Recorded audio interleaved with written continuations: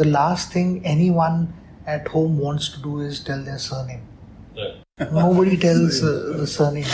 So if my brothers have to go wherever, or even my sister, right, she would never, they would never tell the surname.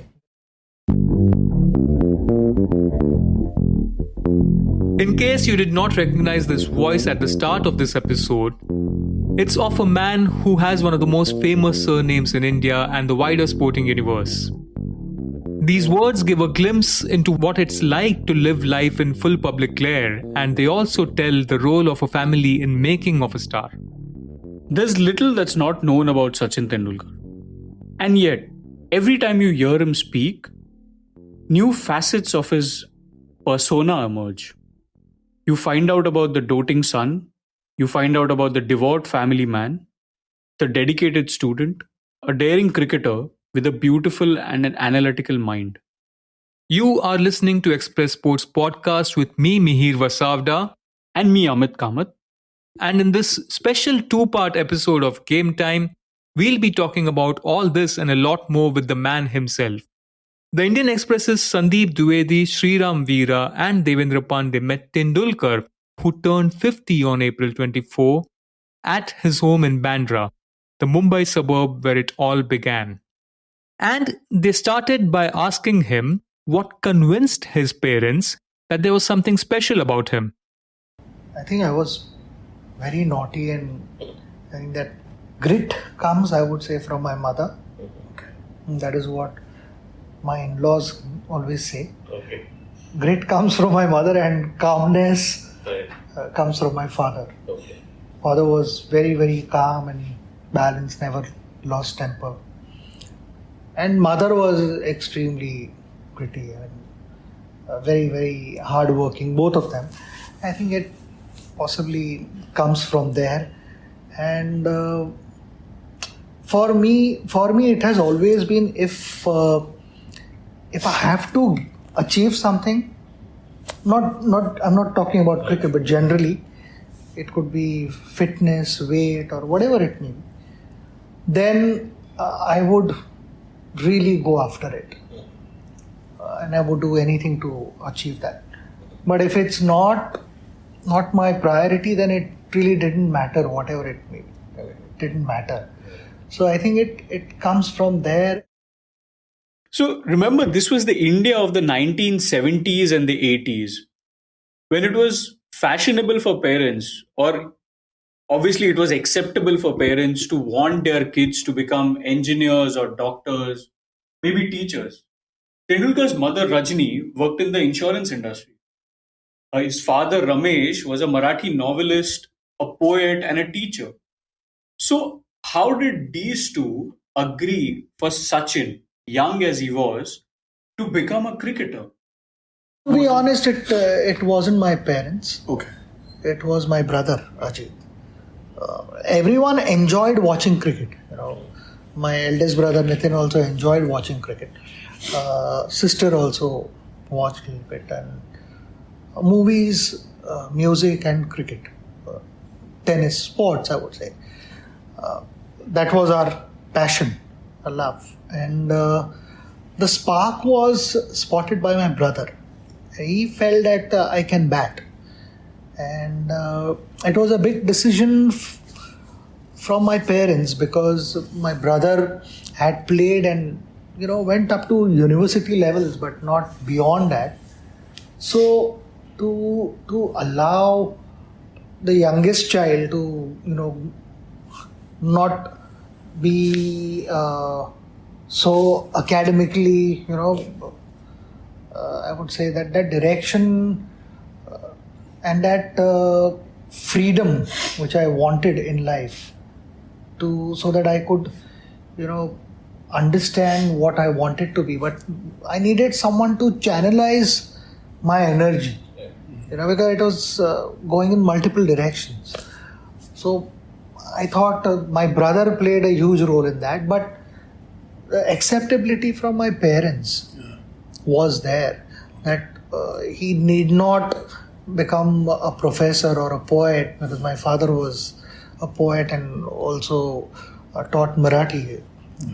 So So my father, taught number of IS officers. So uh, I come across many personalities, and they talk so fondly about my father, and that is exactly what I experienced at home also. That giving nature and not pressurizing me. My father never ever pressurized me. If I did not, I remember I had scored a couple of zeros in the first two matches, and my father never ever spoke about that. He only spoke about what can happen, and then good things can happen, and then I was able to express myself that way, play with complete freedom. Mother's priority was my health. Mother, grandmother, everyone, their priority was my health. So would be also not my mother, but my grandmother would say, what is the need to go out in the sun and play? Why don't you sit at home and play chess or carom? Well, imagine if Sachin had become a chess or a carom player, what would the profile of those sports be then? But he didn't. He didn't pursue either of the two. He, though, flirted with another sport, tennis. This was an era of Bjorn Borg. Remember, Tendulkar, he was born in 1973, and a year later, say between 1974 to 1981, Bjorg was the star in the tennis world. He had become the first man in the Open era to win 11 Grand Slam singles titles, 6 at the French Open, 5 consecutively at Wimbledon. But then, far, far away from the clay of Paris and the grass of London, on the concrete surfaces of Mumbai, a young Tendulkar would strap a bandana on his forehead and mimic not Bjork, but someone totally opposite to his personality, John McEnroe. I mean, we all have this image of Tendulkar being a very cool, composed, calm person on field, and McEnroe was everything but that. His mannerism just fascinated me, and the whole colony was on Borg's side. I was the only one. I was the only one who was supporting McEnroe. Okay. And I am yet to figure out what did I see in McEnroe when I was only 7-8 year old. I hardly understood, but because the whole colony sat together, 30-40 guys sat together, and in a crowded room, everyone is cheering for Borg. I was the only one who was supporting McEnroe. But I enjoyed. I enjoyed the killer instinct, and that. The lefty serve, volleys, Yeah, the angles he would play. There was he just created unbelievable angles. Yeah. And that kind of got me attracted to tennis. Just because I was such a huge fan, I would also wear a headband as a kid, and we would play tennis downstairs in our building. Okay. With proper tennis rackets and all that, we would play. Yeah. Okay. So I would wear a headband hoping that somebody would call me John Mac. My nickname was Mac. Okay. They would while playing tennis and all that, they would call me Mac. By now, Tendulkar had already started training under Ramakant Achrekar, his legendary coach, at the fabled Shivaji Park. And to make that work, the family had to make some tough choices, major decisions, life-altering ones. Because what you need to understand is that while Sachin lived in Bandra, most of the venues that he would have to go to play in were much further away in the south of Mumbai. So, in order to make sure that the young Sachin was not spending too much time traveling, too much energy traveling, they packed him off to a relative's house.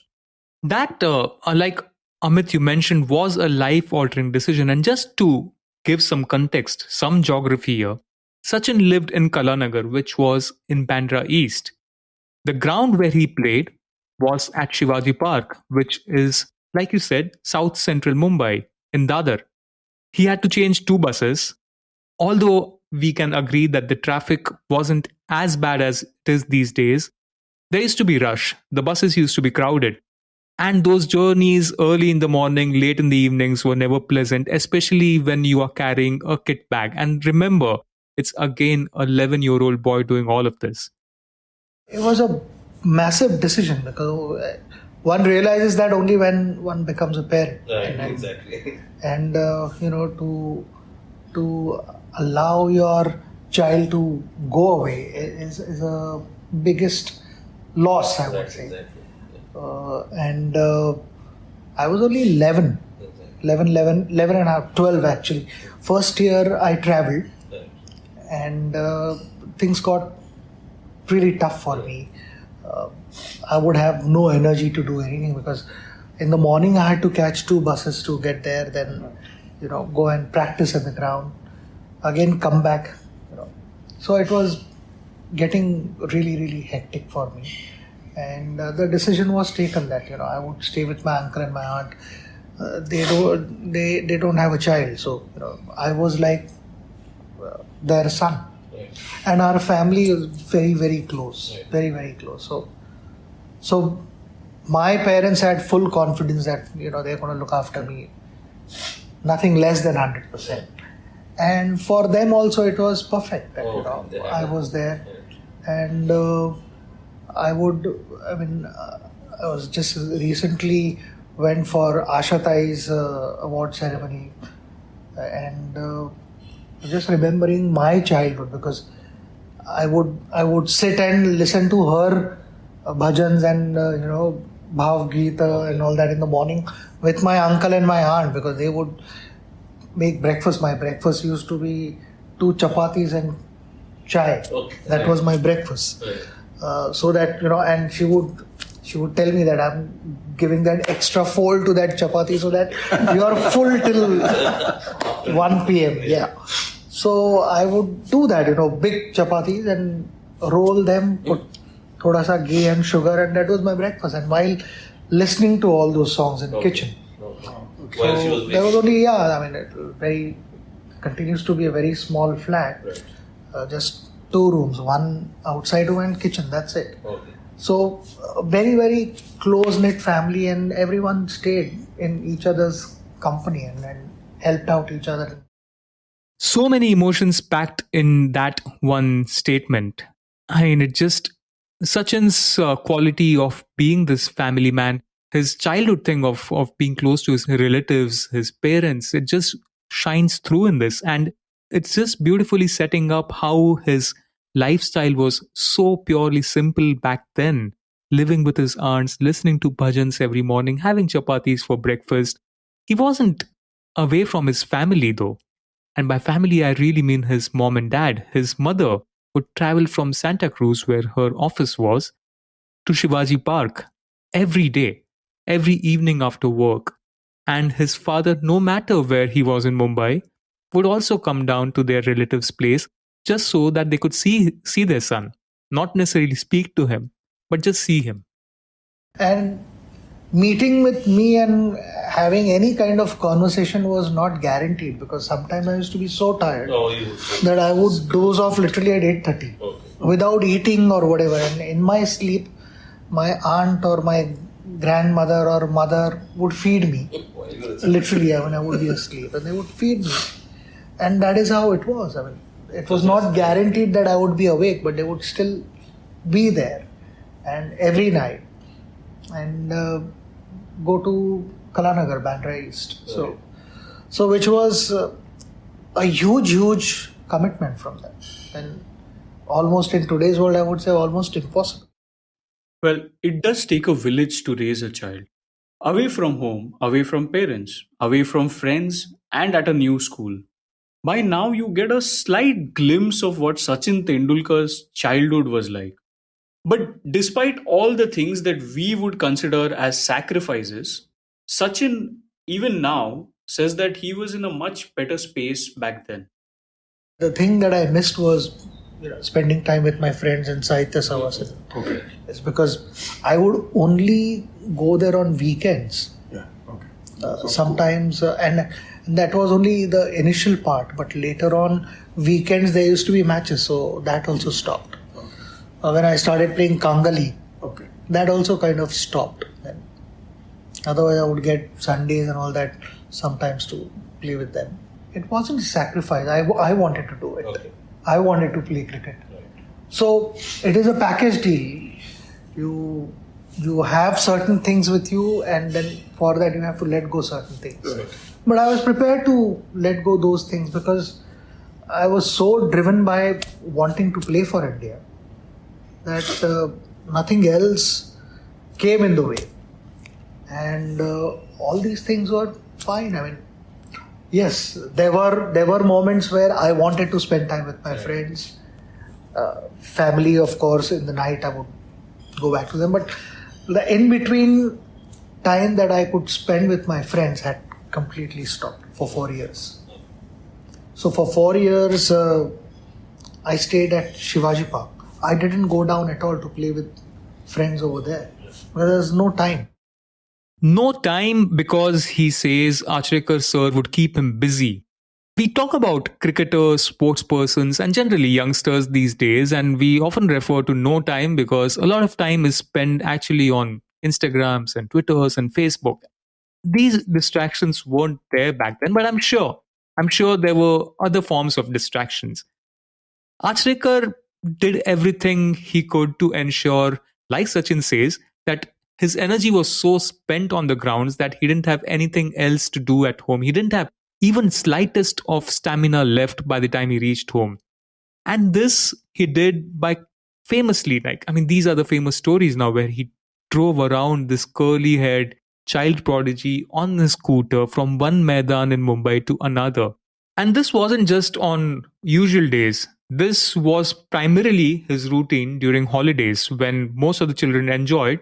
Sachin had a very different routine. During holiday time, my day would start around 7ish in the morning and would get over by 7:30 in the evening. So I was non-stop on the move. So I had no energy. And possibly sir also knew that uska jo bhi energy hai, might as well get him to exhaust everything here on the field. As a school kid, his first brush with like tense match pressure situations was while playing for Sharda Ashram. Back in those days, and in fact even now, school cricket in Mumbai is a big deal.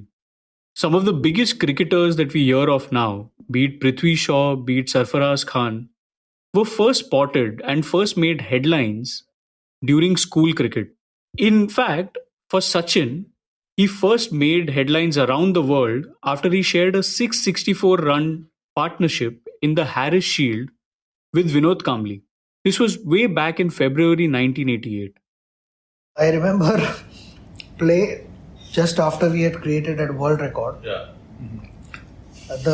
which was in semi-finals Okay. against Saint Xavier's. Right. And then the following match, finals, was against Anjuman Islam at CCI. Oh.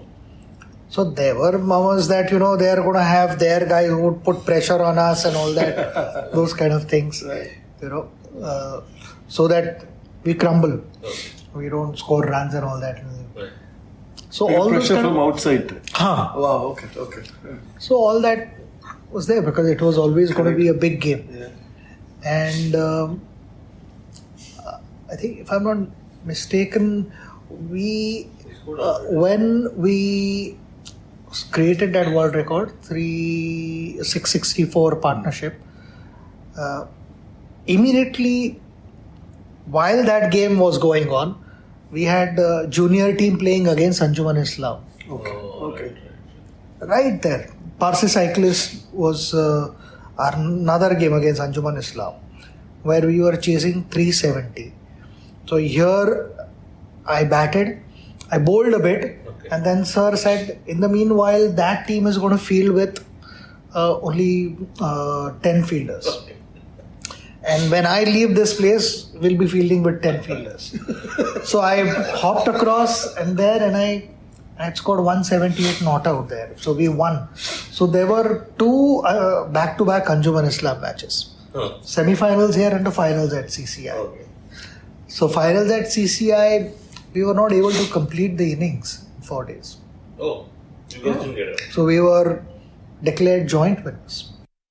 The world record might have made him world famous, but Sachin by now was already starting to make waves around the Maidans of Mumbai, which was of more importance because it was from this grassroots level that he would start making his march upwards towards the national team. But Sachin didn't know anything about the tournaments. He didn't know anything about the hierarchies. He hadn't heard of Kanga League, the famous Mumbai league, which is played primarily during monsoons, which also explains why Mumbai has always produced great batsmen. He hadn't heard of any other tournaments. In fact, the only tournament Sachin was aware was the under 15 ones because that's where he had competed so far. But those age group tournaments and his performances over there were enough to catch the attention of Mumbai selectors. And despite the big scores that he'd been racking up, in the first big year where the selection was due, the selectors ignored him. I was not selected the first year. Well, I had batted well, but I was not selected because the selectors told my brother. My brother was also there, and he asked them, what do you think? Where should he? Said no, he batted well, everything's fine, but he's he's too young right now. So I had heard that. I was standing about 10 feet away, and I was like, I had heard that. I said, how should it matter? I'm young or whatever. Didn't I bat well? That is what should matter. So I was very, very upset with that. My brother just wanted to understand where could I get better and all that. Because he himself had played, so he knew the selectors. Because they all either they were associated with some of the other club, A division club, Kangali clubs and other clubs. So he wanted to understand, but I had heard that clearly. So I said, this is not right. So I knew that someday it will happen. I had that confidence. That Sachin refers to is playing for India. Now remember, he's all of 15, hasn't even played for Bombay yet. But yet, he has this confidence that he's going to leapfrog everybody and make it big. He's not just going to settle merely for playing for Mumbai. He's already set his sights to playing for India. Playing for India, you are just 12, 13 at that point, right? You also remember that interview which you did with Tom Alter. Yeah. And the confidence which you say that we're going to India. If you get selected to go to the West Indies, you'll be happy about that, or you think you want to wait a few years? Of course, I'll be happy. This is the right time to go. You don't think you're too young? So many people are saying that Marshall is so fast and Ambrose is so fast that you'll have trouble facing them. What do you think? No, I won't have any trouble to face. So, was it a serious belief at that point, or you knew that I would crack it? It was a combination of serious belief, immaturity, because when you are 13, 14, you don't see the other side of the coin, ki kya ho sakta hai if you don't play. Right. I always felt that I was going to play. There was never a doubt in my head that ho sakta hai, nahi ho sakta hai. I knew that I was going to play. The question was when. He didn't have to wait much longer. The interview you heard of him talking to Tom Alter, that's credit to Midday Infomedia.